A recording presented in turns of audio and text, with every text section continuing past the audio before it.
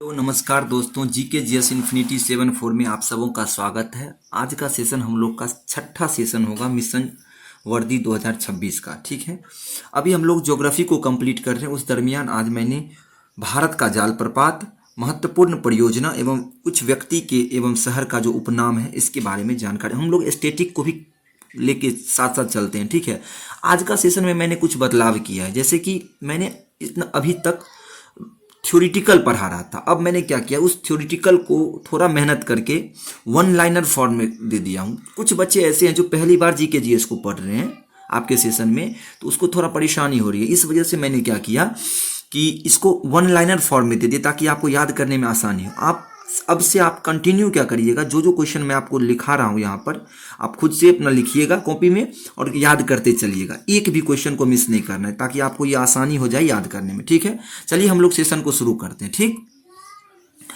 सबसे पहला क्वेश्चन है, कुछ क्वेश्चन इसमें अभी ऐसा होगा जो कि मैं आपको बताया हुआ हूँ, उसको मैं भी लेकर चलता हूँ। जीके जीएस ऐसा है ना कि जो क्वेश्चन जहाँ आए ना उसको किल करते चलिए, रिवाइज करते चलिए, तो इसलिए मैं आपको रिवीजन करवाते चलूंगा। अंडमान निकोबार द्वीप समूह में मुख्य रूप से क्या है, दूगो ज्वालामुखी है। ठीक है, एक का नाम है नारकोंडम जो कि एक सुसुप्त ज्वालामुखी है, यानी कि मरा हुआ ज्वालामुखी है जिसमें से ज्वाला नहीं निकलती है, और दूसरा है बैरन द्वीप जो कि एक सक्रिय ज्वालामुखी है। यह केवल भारत का ही नहीं बल्कि दक्षिणी एशिया का एकमात्र सक्रिय ज्वालामुखी है। कौन? बैरन द्वीप। तो समझ सकते हैं कितना इंपॉर्टेंट होगा। तो बैरन द्वीप जो कि एकमात्र सक्रिय ज्वालामुखी है, दूसरा नारकोंडम जो कि एक मृत ज्वालामुखी है। कहाँ है? अंडमान निकोबार में स्थित है। कोई दिक्कत? अंडमान और निकोबार एक दूसरे से 10 डिग्री चैनल के द्वारा अलग होती है। कितना डिग्री चैनल?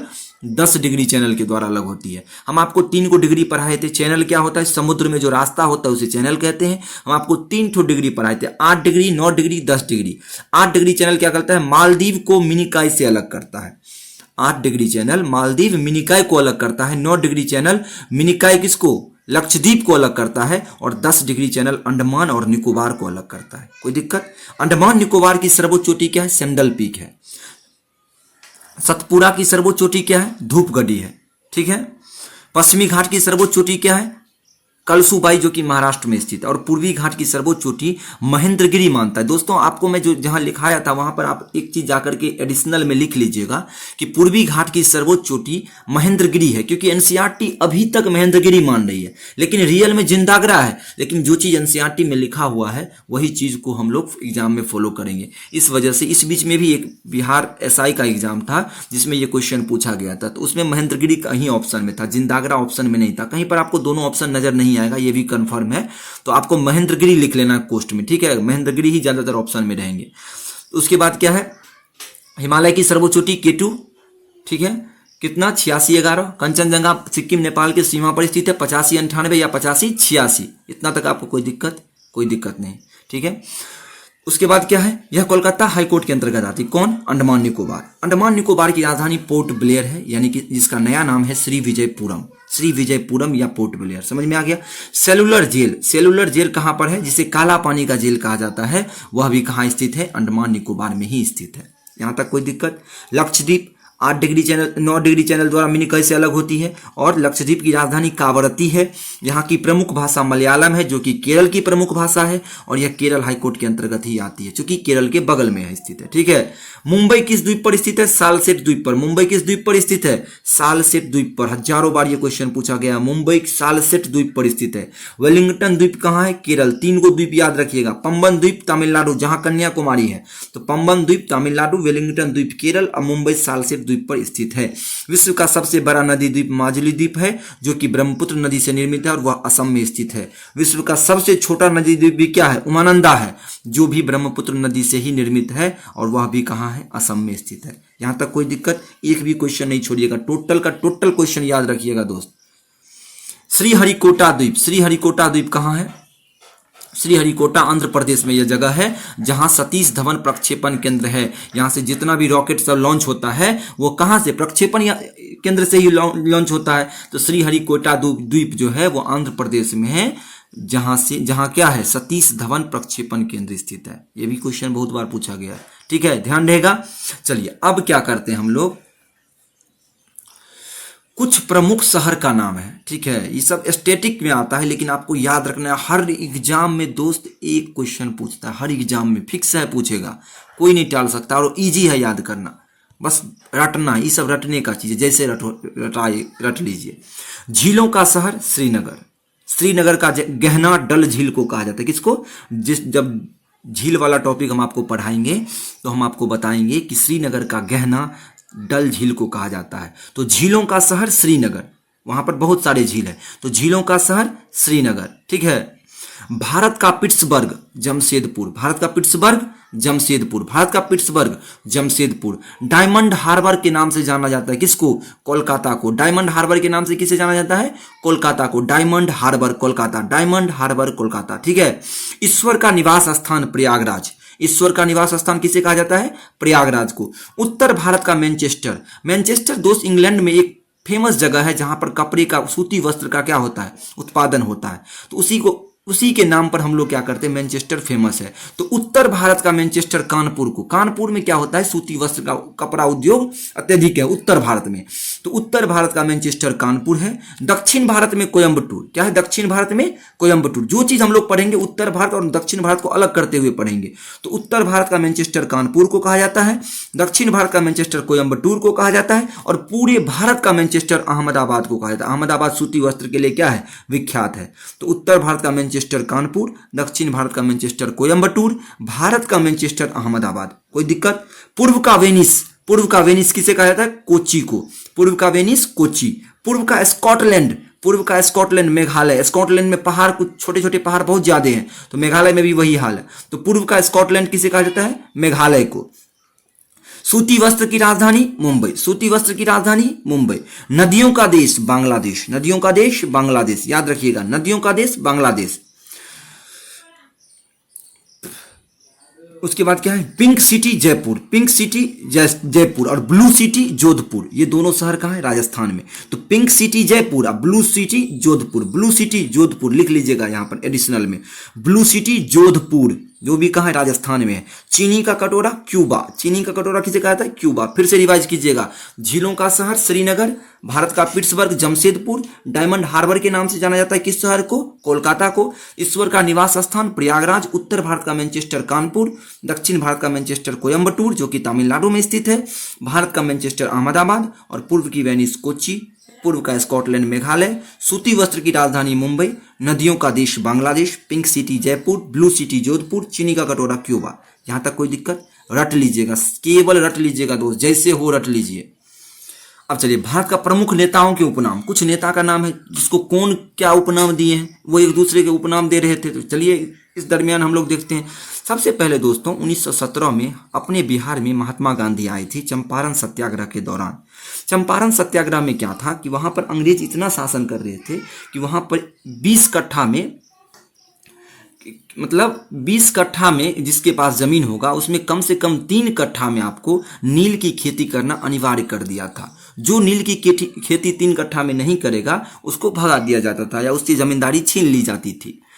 तो नील की खेती करने से किसान क्यों डरते थे? क्योंकि नील जमीन को बंजर कर देता था। एक बार अगर नील का उत्पादन जिस जमीन पर हो गया वहां पर 10 साल कभी फिर नहीं हो पाएगा, वहां पर अनाज नहीं हो पाएगा। इस वजह से किसान उस खेती करने से डरते थे, ठीक है। तो इसी चीज के दरमियान राजकुमार शुक्ल नामक व्यक्ति ने चंपारण सत्याग्रह में आमंत्रित किया महात्मा गांधी को कि आप आइए और यहाँ की जनता की आवाज को सुनिए।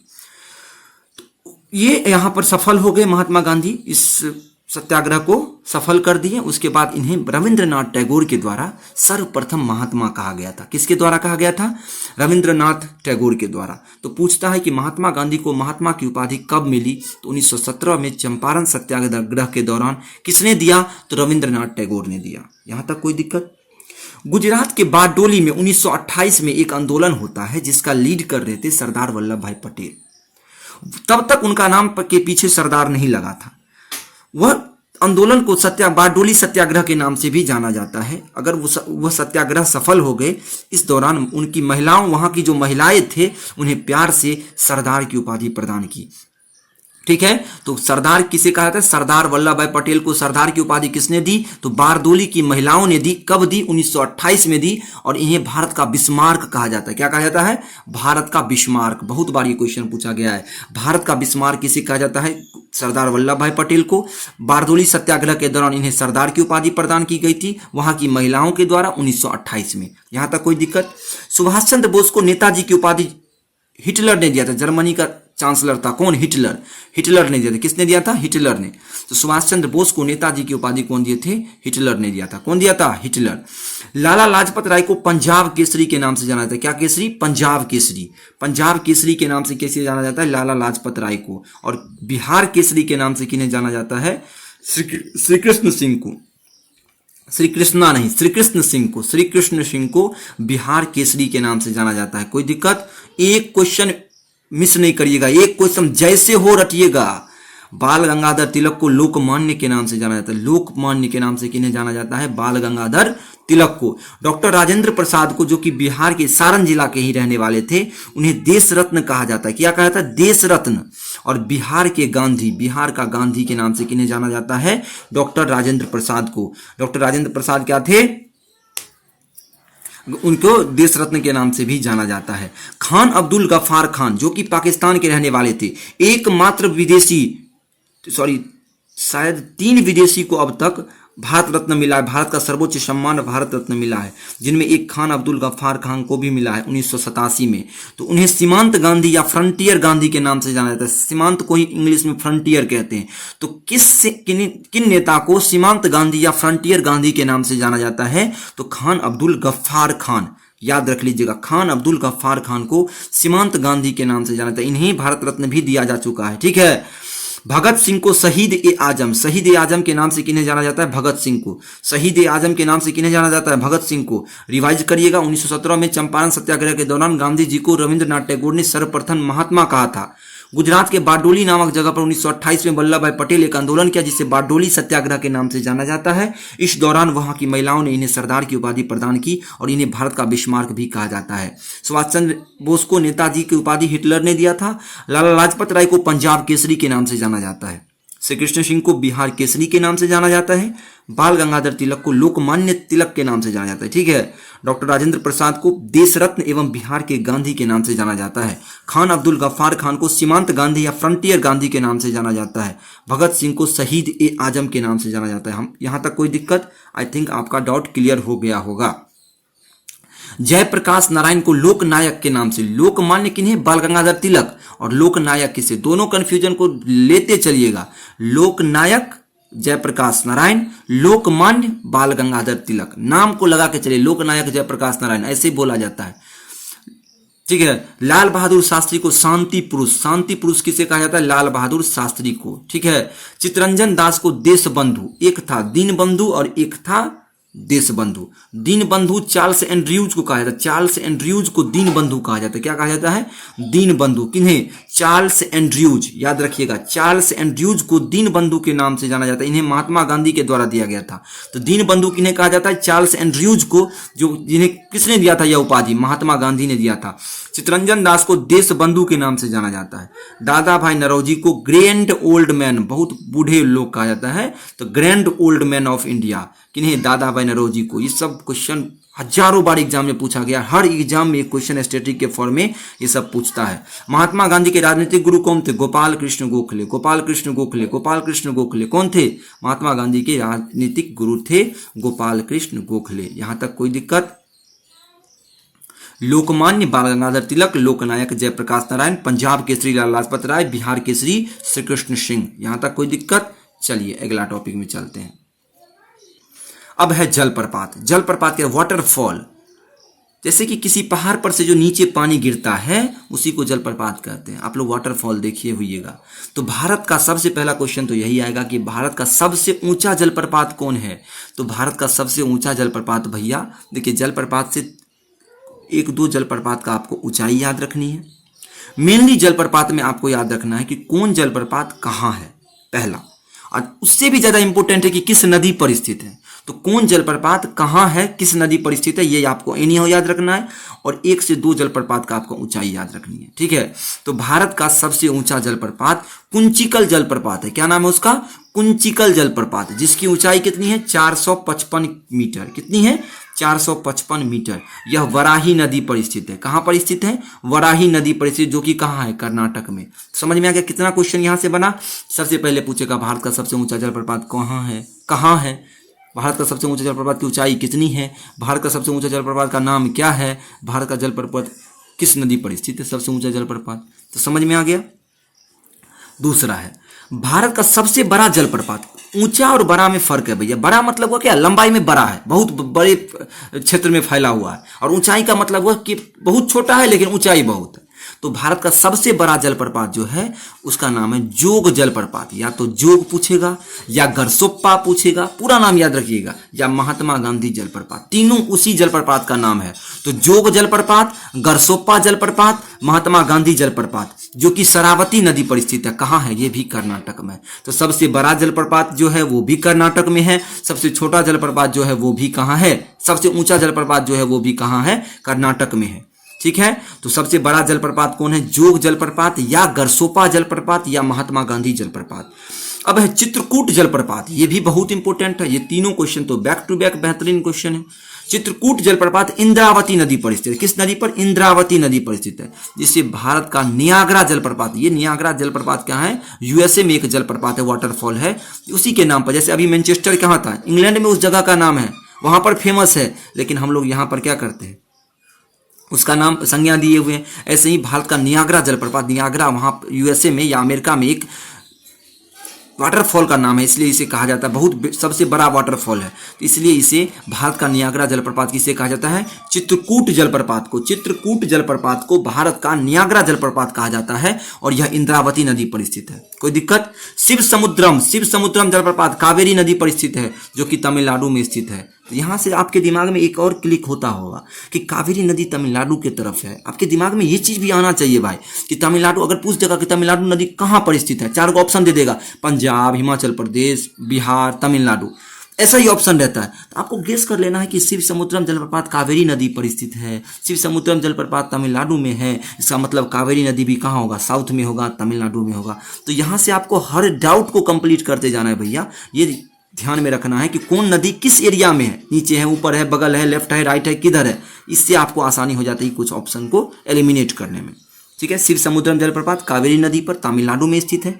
येना जलप्रपात नर्मदा नदी पर। किस नदी पर? नर्मदा नदी पर, मध्य प्रदेश में स्थित है। येना जलप्रपात, येना जलप्रपात। कोई दिक्कत? तो येना जलप्रपात नर्मदा नदी पर स्थित है, मध्य प्रदेश में। हुंडरू जलप्रपात आप सुने हुएगा, 7वां की 8वां किताब के हिंदी में हुंडरू का जलप्रपात, यह टॉपिक है। वह क्या है? स्वर्ण रेखा नदी पर स्थित है। स्वर्ण रेखा नदी कहाँ है? झारखंड में स्थित है स्वर्ण रेखा नदी। चौ से चुलिया, चौ से चंबल। चुलिया जलप्रपात कहाँ है? चंबल में। चौ से चुलिया, चौ से चंबल। तो चुलिया जलप्रपात चंबल नदी पर स्थित है। और सबसे अपने बिहार स्टेट, मैंने इसमें बिहार जीके को भी इंक्लूड कर दिया है। तो ककोलत जलप्रपात कहाँ है? बिहार के नवादा जिले में स्थित है। कहाँ पर है? बिहार के नवादा जिले में है ककोलत जलप्रपात। बहुत बार क्वेश्चन पूछा गया है, ककोलत जलप्रपात बिहार के किस जिले में स्थित है? तो नवादा जिले में स्थित है, ठीक है। चुलिया जलप्रपात चंबल नदी, हुंडरू जलप्रपात स्वर्ण रेखा नदी झारखंड में स्थित है। येना जलप्रपात नर्मदा नदी, नर्मदा नदी कहाँ बहती है? मध्य प्रदेश में। अगर पूछे कावेरी नदी कहाँ बहती है? तमिलनाडु में। ये जरूरी नहीं है कि एक ही राज्य में बह रहा हो, लेकिन मेन नदी क्या है आपको कुछ तो गेस होगा ना। अगर पूछ देगा निम्न में से तमिलनाडु में कौन सी नदी बहती है, तो ऐसा नहीं है कि वहां का पूरा नदी का नाम दे देगा, नहीं, सब ऊपर का नाम, 3 को नदी ऐसा रहेगा जो ऊपर रहेगा, उत्तर भारत का रहेगा, ठीक है। तो आपको आसान हो जाएगा। तो येना जलप्रपात नर्मदा नदी कहाँ बहती है? मध्य प्रदेश में स्थित है। शिव समुद्रम कावेरी नदी तमिलनाडु में। चित्रकूट जलप्रपात इंद्रावती नदी पर स्थित है, जिसे भारत का नियाग्रा जलप्रपात कहा जाता है। भारत का सबसे बड़ा जलप्रपात जोग जलप्रपात, गरसोपा जलप्रपात या महात्मा गांधी जलप्रपात है, जो कि शरावती नदी पर कर्नाटक में स्थित है। भारत का सबसे ऊंचा जलप्रपात भी कर्नाटक में स्थित है, जिसका नाम है कुंचिकल जलप्रपात, जिसकी ऊंचाई 455 मीटर है। ये आपको याद रखनी है, इसकी ऊंचाई कितनी है? 455 मीटर है और ये वाराही नदी पर स्थित है। कोई दिक्कत? चलिए आगे चलते हैं। अब मैंने वहां तो आपको शहर का उपनाम बताया था, अब मैंने आपको यहाँ पर क्या और कुछ व्यक्ति का भी उपनाम बताया था। ये आप जाके प्रीवियस ईयर क्वेश्चन आपको देखना है। कोई एग्जाम का मेन बेस जो होता है ना सर, वो क्या होता है, प्रीवियस ईयर क्वेश्चन, पिछला साल जो क्वेश्चन पूछा गया है, आज तक जो बिहार पुलिस के द्वारा क्वेश्चन पूछा गया है, तो उसकी जानकारी वहां से आपको एनालिसिस होगी कि मुझे क्या चीज पढ़ना है और क्या चीज मैं पढ़ रहा हूं। ठीक है, तो उस बेसिस पर मैं आपका क्वेश्चन को सेट करता हूं। आपके एग्जाम में इसमें से 3-4 क्वेश्चन पूछा गया, लेकिन हम आपको अगर 3-4 क्वेश्चन पूछा गया अभी तक, तो वो भी 3-4 क्वेश्चन अगला वाला में पूछेगा ही, इसलिए मैं पूरा क्वेश्चन को एक जगह सेट कर दिया हूं। सबसे पहला है tiger man of India. Tiger man of India किसे कहा जाता है, यानी भारत में टाइगर मैन किसे कहा जाता है, तो उसका नाम है दोस्त Kailash Sankhla. Kailash Sankhla, Kailash Sankhla tiger man of India. इन्होंने क्या किया था, क्यों इन्हें टाइगर मैन ऑफ इंडिया कहा जाता है, एक दो का नाम याद रखना है।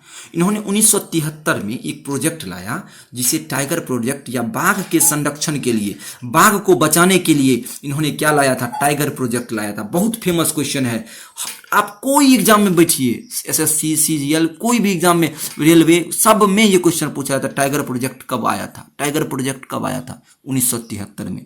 तो tiger man of India Kailash Sankhla को कहा जाता है, और इन्हें इसलिए कहा जाता है क्योंकि 1973 में इन्होंने बाघ के संरक्षण के लिए प्रोजेक्ट टाइगर या टाइगर प्रोजेक्ट लाया था। कोई दिक्कत यहां तक। अब आता है water man of India. Water man of India Rajendra Singh, Rajendra Singh, Rajendra Singh. ठीक है, तो आपको याद रखना है राजेंद्र पुल कहाँ है, गंगा नदी पर स्थित है, यानी पानी वाला पुल पर स्थित है, तो इसलिए आपको राजेंद्र सिंह यहाँ ध्यान रखना है। इन्होंने क्या किया था, राजस्थान में जहाँ नदियां है ही नहीं, वहां पर नदी को पुनर्जीवित करने का प्रयास किए थे, वहां पर नदियां को रखने का प्रयास किए थे। कौन, राजेंद्र सिंह। जहां नदियां ठहरती नहीं, बालू ही बालू है, वहां पर उन्होंने क्या किया, राजेंद्र सिंह जी ने नदियों को पुनर्जीवित यानी कि जमा करने का प्रयास किया, इसलिए इन्हें वाटर मैन ऑफ इंडिया कहा जाता है। ठीक है, steel man of India. Steel man of India कौन है, जमशेद जे ईरानी। इनका नाम क्या है, जमशेद जे ईरानी। आज के सेशन में एक भी क्वेश्चन आप नहीं मिस करिएगा। आज का क्वेश्चन में कुछ समझने वाला भी नहीं है, आपको बस रटना होगा, केवल रटना होगा भाई। जैसे हो सुबह में 4 बजे उठ के रटिए और केवल रटिए। तो steel man of India Jamshed J Irani, Jamshed J Irani. Forest man of India, आमतौर पे अधिकतर लोग फॉरेस्ट मैन ऑफ इंडिया में क्या करेंगे, सुंदरलाल बहुगुणा का नाम टिक मार देते हैं, लेकिन वो नहीं होगा। वो ऑप्शन में 100% रहता है, लेकिन वो होगा नहीं। उनका नाम है जादव पायेंग। क्या है, Jadav Payeng. Forest man of India Jadav Payeng, याद रहेगा, जैसे याद हो याद करिएगा। Elephant man of India Ajay Desai. Elephant, ये एसआई में पूछा गया क्वेश्चन है। Elephant man of India, elephant man of India Ajay Desai, Ajay Desai. Elephant man of India Ajay Desai. Ajay मतलब क्या होता है, जो कभी मरे ना, बहुत बड़ा हो। तो हाथी भी क्या होता है, बहुत बड़ा होता है, तो ऐसे भी याद रखना है। ठीक है, अजय देसाई। अजय मतलब क्या, बहुत बड़ा हो, अजय हो, कभी मरे नहीं, वो बहुत बड़ा। तो अजय, हाथी भी क्या होता है, बहुत बड़ा होता है, तो ऐसे याद रखना, elephant man of India Ajay Desai. ठीक है, bird man of India, bird man of India Salim Ali को कहा जाता है। क्या किसने कहा जाता है, सलीम अली को। तो bird man of India Salim Ali, bird man of India Salim Ali. Mountain man of India Dashrath Manjhi. ने क्यों कहा जाता है दशरथ माझी को माउंटेन मैन ऑफ इंडिया, इनकी पत्नी एक पहाड़ से होकर के रोज काम पर जाती थी। एक दिन पहाड़ पर से रास्ता नहीं बना था, पहाड़ पे चढ़ना होता था। इनकी पत्नी क्या की, एक दिन वहां से गिर गई और उनकी मौत हो गई। उसी दिन ये प्रण लिए कि मेरी पत्नी इस रास्ते पर चल करके इस पहाड़ पर चढ़ते समय मरी, तो मैं आज के बाद किसी और को मरने नहीं दूंगा। और उन्होंने लगभग 30 साल तक पहाड़ को खोदता रहा, और फाइनली उस पहाड़ को क्या किए, इन्होंने रास्ता बना दिया। इसलिए इन्हें माउंटेन मैन ऑफ इंडिया यानी कि दशरथ माझी कहा जाता है। Missile man of India, missile, बहुत सारे मिसाइल हमारे डॉक्टर एपीजे अब्दुल कलाम, जो कि भारत के राष्ट्रपति भी थे, इन्होंने बनाया था, इसलिए इन्हें मिसाइल मैन ऑफ इंडिया कहा जाता है। मिसाइल का बीज हमारे इंडिया में इन्होंने ही बोया था। ठीक है, रॉकेट मैन ऑफ इंडिया, क्यों के सिवन को कहा था, के सिवन कौन थे, के सिवन क्या थे, तो रॉकेट मैन ऑफ इंडिया के सिवन जो थे इसरो के अध्यक्ष थे। जिस समय 2023 में या 22 में चंद्रयान मिशन लॉन्च हुआ था, चंद्रयान 3, तो हम लोग जो चंद्रमा पर सफल हो गए थे, तो उसी दरमियान इन्हें के सिवन को रॉकेट मैन ऑफ इंडिया कहा गया। ठीक है, तो रॉकेट मैन ऑफ इंडिया के Sivan, missile man of India APJ Abdul Kalam, mountain man of India Dashrath Manjhi, bird man of India Salim Ali, elephant man of India Ajay Desai, forest man of India Jadav Payeng, steel man of India Jamshed J Irani, tiger man of India Kailash Sankhala, water man of India Rajendra Singh. ठीक है, कोई दिक्कत? चलिए अब कुछ परियोजना, very very important, VVI लिख लीजिए, VVI। ठीक है, कोई एक सेट में 100% ये क्वेश्चन रहेगा, एक क्या जितना भी सेट होगा लगभग सब में एगो एगो रहबे करता है अधिकतर एग्जाम में। हंगुल परियोजना, हंगुल को बचाने के लिए हंगुल परियोजना आया, कब आया? 1970 में। टाइगर प्रोजेक्ट 1973 में, अभी हम आपको बताए थे, कौन लाए थे? कैलाश सांखला, जिन्हें टाइगर मैन ऑफ इंडिया कहा जाता है। मगरमच्छ परियोजना 1974 में आया था, कब आया था? 1974 में मगरमच्छ परियोजना आया था। हाथी परियोजना 1992, हाथी प्रोजेक्ट कब आया था? 1992। एलिफेंट मैन ऑफ इंडिया किन्हें कहा था? अजय देसाई, अजय देसाई। और हिम तेंदुआ परियोजना कब आया था? 2009 में, 2009 में हिम तेंदुआ परियोजना आया था। ठीक है, गिद्ध संरक्षण परियोजना 2006, गिद्ध संरक्षण परियोजना 2006। बार बार रिवाइज करिएगा, एक बार मिस नहीं होगा, 100% याद आ जाएगा आपको। रिवीजन करते रहना, जो आज पढ़ रहे हैं आज पढ़िए, आज वाला याद करिए, लेकिन पिछला 5 दिन जो आप पढ़े हैं वो भी आपको रिवीजन करना है। यानी एक पेज को लगभग जिस दिन आप 15 बार अलग अलग टाइम में रिवीजन कर लीजिएगा, उस दिन वो पेज आपको याद हो जाएगा। और जो क्वेश्चन बार बार आपको याद नहीं हो रहा है ना, उसका एक अलग कॉपी बनाइए, उसमें वो क्वेश्चन लिखिए जो आप बार बार मिस कर रहे हो, जिस क्वेश्चन को यानी 10 बार पढ़ ली फिर भी 1-2 क्वेश्चन ऐसा है जो याद जल्दी नहीं होता है, उस क्वेश्चन को आपको एक अलग पेज में लिखना है और उसको बार बार पढ़ना है, तब जाके याद होता है। जीके जीएस इतने कॉन्सेप्ट है, इतने क्वेश्चंस हैं, अनगिनत क्वेश्चन, आप कितना याद रखिएगा? तो इसका एक ही तरीका है, रिवीजन करते रहिए आप जैसे हो। अब क्या है, कुछ अधिनियम ये देख लीजिए, ये सब कंप्लीट कर दिए। वन्य जीव संरक्षण अधिनियम 1972, ये 3 अधिनियम याद रखिएगा। वन्य जीव संरक्षण यानी जीवों को बचाने के लिए जो नियम बनाया गया था, उन्हें कहा जाता है वन्य जीव संरक्षण अधिनियम। 1972 में कब आया था? ये पूछता है क्वेश्चन, कब आया था? 1972 में। वन संरक्षण अधिनियम 1980, वन संरक्षण अधिनियम कब आया था? 1980। और पर्यावरण संरक्षण अधिनियम 1986। तो वन वाला 1980, पर्यावरण वाला 1986 और वन्य जीव वाला 1972। इसे आप जैसे याद हो करिए, वन्य जीव संरक्षण 1972, वन संरक्षण 1980, पर्यावरण संरक्षण 1986। एक आंदोलन का नाम आता है चिपको आंदोलन, वो क्या था देखिए। चिपको आंदोलन की शुरुआत 1973 में उत्तराखंड के चमोली जिला में हिमालयी वृक्ष की कटाई को रोकने के लिए किया गया था। यानी हिमालय पर जो वृक्ष था, वृक्ष को काटना तो अपराध है, यानी हम लोग तो वृक्ष को काटेंगे तब तो हम लोग को दिक्कत हो जाएगा। इसी चीज को रोकने के लिए चिपको आंदोलन की शुरुआत 1973 में उत्तराखंड के चमोली जिला का भी नाम पूछता है, इसलिए मैंने जिला का, कुछ चीज ऐसे नहीं है कि हम फालतू में लिख दिए। तो उत्तराखंड के पूछता है उत्तराखंड के किस जिले से चिपको आंदोलन की शुरुआत हुई थी, ये भी पूछता है। तो कब हुई थी, ये भी पूछता है। तो चिपको आंदोलन की शुरुआत 1973 में उत्तराखंड के चमोली जिला में हिमालयी वृक्ष की कटाई को रोकने के लिए किया गया था। और इस आंदोलन के प्रणेता यानी नेता, मुख्य नेता कौन थे? सुंदरलाल बहुगुणा जी थे। कौन थे? सुंदरलाल बहुगुणा। कोई दिक्कत यहां तक? फिर आता है एक नर्मदा बचाओ आंदोलन। नर्मदा बचाओ आंदोलन नाम से स्पष्ट हो रहा होगा, येना जलप्रपात नर्मदा नदी पर स्थित है, जो कि मध्य प्रदेश में स्थित है। नर्मदा बचाओ आंदोलन, एक बांध है नर्मदा नदी पर, सरदार सरोवर बांध। किस नदी पर है? सरदार सरोवर बांध किस नदी पर है? नर्मदा नदी पर। इसकी ऊंचाई को बढ़ाने के लिए कि आप इसकी ऊंचाई को बढ़ा दीजिए, उसके लिए इसकी शुरुआत 1985 में किया गया था। और इसके जो नेता थे, प्रमुख प्रणेत्री थी, वो मेधा पाटेकर थी। कौन थी? मेधा पाटेकर। नर्मदा बचाओ आंदोलन की प्रमुख नेता कौन थी? मेधा पाटेकर। कब आया था? 1985 में। क्यों आया था? सरदार सरोवर बांध की ऊंचाई को बढ़ाने के लिए आया था। समझ में आ गया यहां तक? कोई दिक्कत? और वन्य जीव संरक्षण अधिनियम 1972, वन संरक्षण अधिनियम 1980 और पर्यावरण संरक्षण अधिनियम 1986। आज का सेशन आपका समाप्त हुआ। आज जितने भी क्वेश्चन पढ़ाए उसमें स्टैटिक सब मिला करके हमने आपको पढ़ाया। अब आपका जो भी क्वेश्चन आएगा इसी फॉर्म में आएगा, वन लाइनर के फॉर्म में। आप क्विक रिवीजन करिए, क्विक लिखिए और क्विक याद कीजिए। डेली जो क्लास है सेशन लेट मत करिए। और प्लीज़ अगर आपको ये सेशन अच्छा लगे तो प्लीज़ लाइक शेयर सब्सक्राइब कीजिए, ताकि हमको भी मेहनत लगता है भैया। हम आपको 20, 25, 30 मिनट का वीडियो बनाने के लिए मुझे 2-3 घंटा लिख के पढ़ के नोट्स बना के लाना पड़ता है। इसलिए आप अपने दोस्त जो की तैयारी कर रहे हैं, जो कोई एग्जाम का तैयारी कर रहे हैं, जीके जीएस किसी एक एग्जाम के लिए नहीं होता है, किसी भी एग्जाम के लिए होता है। तो जो लोग आपके दोस्त सब तैयारी करते हैं उन ग्रुप सब में शेयर कर दीजिए, लाइक कर दीजिए। और लाइक जरूर करिए। आप लोग व्यूज़ देख लेते हैं लेकिन शायद आपको अच्छा नहीं लगता है, इसलिए आप लोग लाइक नहीं करते हैं। तो लाइक शेयर और सब्सक्राइब कर लीजिए, ताकि हमको भी आप लोगों को ये कंटेंट देने में अच्छा लगे। ठीक है, चलिए मिलते हैं अगले वीडियो में। धन्यवाद।